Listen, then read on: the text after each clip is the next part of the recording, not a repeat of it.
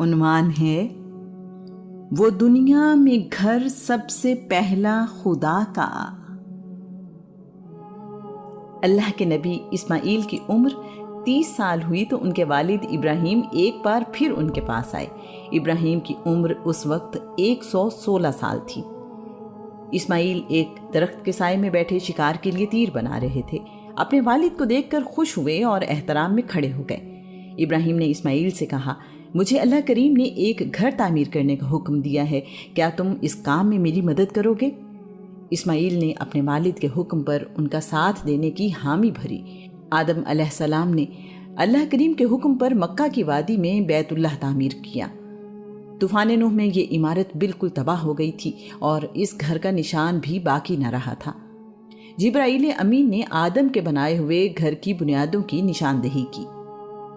قرآن پاک میں ارشاد ہوتا ہے، اور جب ہم نے ابراہیم کو بیت اللہ کی جگہ بتا دی تو حکم دیا کہ میرے ساتھ کسی کو شریک نہ بناؤ اور طواف و قیام اور رکوع و سجود کرنے والوں کے لیے میرے گھر کو پاک کرو۔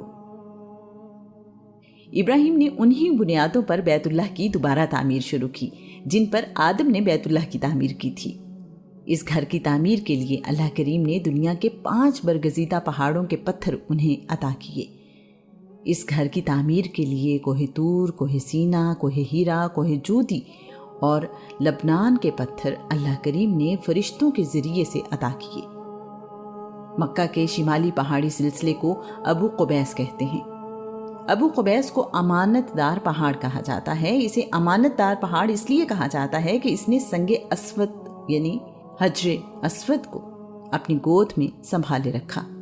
آدم کو جب زمین پر اتارا گیا تو یہ پتھر بھی ساتھ ہی جنت سے آیا تھا۔ اس وقت اس پتھر کا رنگ چمکدار سفید تھا۔ یہ پتھر رات میں چمکا کرتا تھا۔ جب اس کی ضرورت پڑی تو سنگ اسود ابراہیم کے حوالے کر دیا گیا، جس کی نشاندہی جبرائیل امین نے کی۔ دونوں باپ بیٹا ایک ایسا گھر تعمیر کر رہے تھے جو ان کے اپنے رہنے کے لیے نہیں تھا۔ اس گھر کو دنیا میں سب سے زیادہ اہمیت حاصل ہونا تھی۔ اس گھر کو اللہ کے گھر کے طور پر بنایا گیا۔ تمام دنیا سے لوگ آ کر اس گھر کی زیارت کیا کریں گے۔ ابراہیم اور اسماعیل نے مل کر دیواریں بنانا شروع کر دی۔ اسماعیل پہاڑوں کو توڑ کر پتھر اٹھا کر لاتے تھے، ابراہیم ان پتھروں کو جوڑ کر دیوار بناتے تھے۔ اس گھر کی دیواریں اتنی اونچی ہو گئیں کہ زمین پر کھڑے ہو کر تعمیر کرنے کے لیے اوپر ہاتھ جانا ممکن نہ رہا۔ ابراہیم ابو قبیس پہاڑ سے ایک اور پتھر اٹھا لائے۔ انہوں نے اس پتھر پر کھڑے ہو کر دیواریں بنانا شروع کر دیں۔ اس پتھر کی خوبی یہ تھی کہ جوں جوں دیواریں اونچی ہوتیں یہ پتھر بھی اونچا ہوتا جاتا۔ جب ابراہیم نے زمین پر اترنا ہوتا تو یہ پتھر زمین کی طرف اتر آتا تھا۔ اسے آپ آج کل کے زمانے میں خود کار یعنی آٹومیٹک ہائیڈرولک نظام کہہ سکتے ہیں۔ دیواریں مناسب اونچائی پر پہنچیں تو ابراہیم نے اس گھر کی جنوب مشرقی دیوار کے کونے میں سنگ اسود یعنی حجر اسود نصب کر دیا۔ طواف کرتے ہوئے سنگ اسود کو بوسہ دیا جاتا ہے۔ یہ گھر کوہ صفا اور کوہ مروہ کے پاس بنایا گیا۔ زمزم کا چشمہ بھی اس کے قریب ہی تھا۔ یہ کہنا مناسب ہوگا کہ یہ گھر صفا، مروہ اور چشمہ زمزم کے درمیان بنایا گیا۔ گھر مکمل ہونے پر اللہ کے نبی ابراہیم واپس فلسطین چلے گئے۔ اللہ کے نبی ابراہیم اور اسماعیل کی یہ آخری ملاقات تھی۔ اس گھر کی تعمیر مکمل ہونے تک جس پتھر پر کھڑے ہو کر اللہ کے نبی ابراہیم تعمیر کرتے رہے، اس پتھر پر ان کے قدموں کے نشان ثبت ہو گئے۔ جناب ابراہیم کے قدموں کے نشان 9-10 سینٹی میٹر گہرے ہیں۔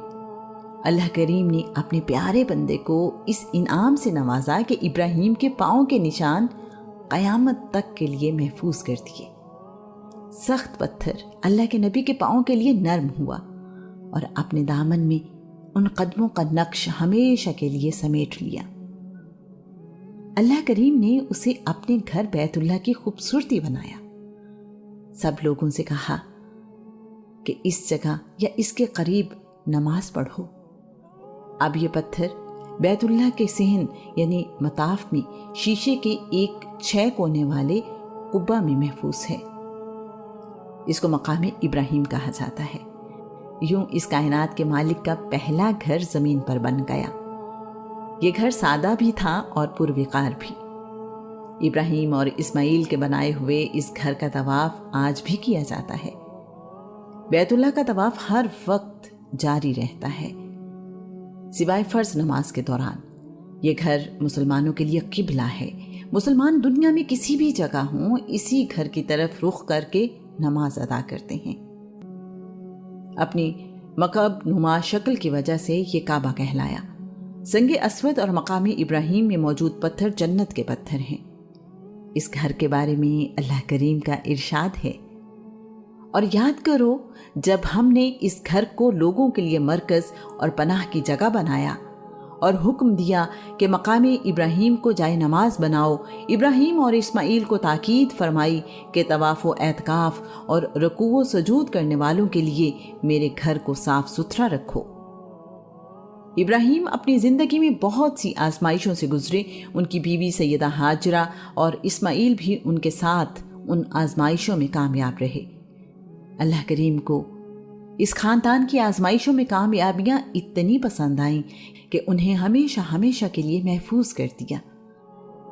سیدہ ہاجرہ کا صفا و مروہ کے درمیان چلنا اور دوڑنا، اسماعیل کی ایڑی سے پانی کا چشمہ نکلنا، سیدہ ہاجرہ کا پانی کو زم زم کہنا اور پانی کا رک جانا، شیطان کا اس خاندان کو مختلف جگہوں پر بہکانے کی کوشش کرنا اور پھر ان جگہوں پر شیطان کو کنکریاں مارنا،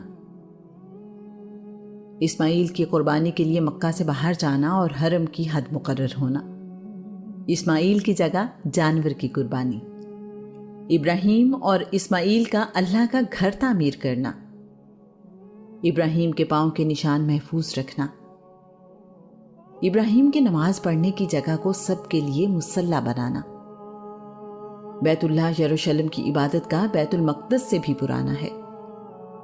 اللہ قرآن پاک میں فرماتا ہے، بے شک سب سے پہلا گھر جو لوگوں کے واسطے طواف و عبادت کے لیے بنایا گیا وہ مکہ میں ہے، بڑا ہی بابرکت اور سارے جہاں کے لیے مرکز ہدایت ہے۔ وہ دنیا میں گھر سب سے پہلا خدا کا، خلیل ایک معمار تھا جس بنا کا۔ اگر تم میں کسی بات پر اختلاف ہو جائے تو نجران میں رہنے والے افعا جرہمی کے پاس جانا اور